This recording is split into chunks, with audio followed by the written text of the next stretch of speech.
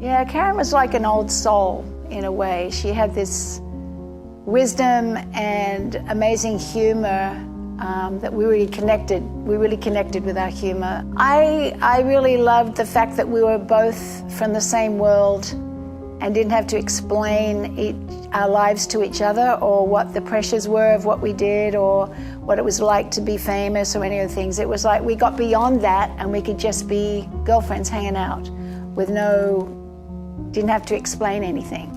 And we could just have fun, but we did have some wonderful times. We went shopping, we went out to eat, we had some really fun, wonderful moments also in the hotel. We'd have afternoon teas together and things like that were just a great opportunity just to hang out. And we both respected each other's careers and how well we were doing, and my one regret is that we talked about recording a song together and we never did. I wish we could have done that, because we did talk about it. But she was just a really fun girl who we had a great time together and we got each other. I remember she just was quirky. She had a very funny sense of humor, and she loved Disneyland, and they lived in Downey, so they lived close to Disneyland. And I remember going to see her new apartment. She was really, really excited. She got her first apartment in Century City, and she invited me to go see it. And it was beautifully done. It was so elegant and beautiful. But then she'd have these quirky Mickey Mouse posters and Mickey Mouse cushions and things around the house that were so her.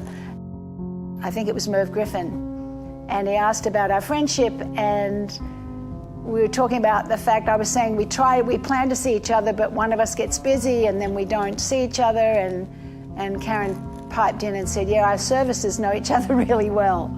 So she was just very funny, and we connected on that a lot.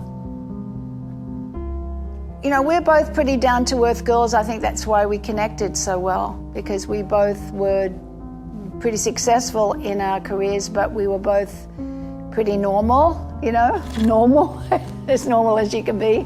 So I think that's why we got on so well, is that we had a sense of humor about it and didn't take it too seriously. So she was just very wise, and she'd been through a lot. I don't think she intended to be a singer. She was a drummer, as far as I remember, and singing was kind of a thing that came along, and she just had this amazing gift.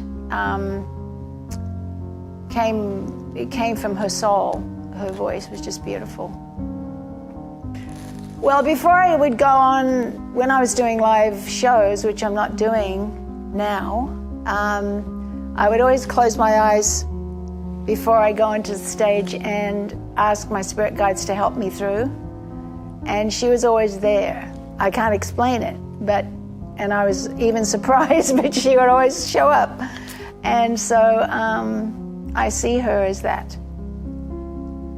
Absolutely.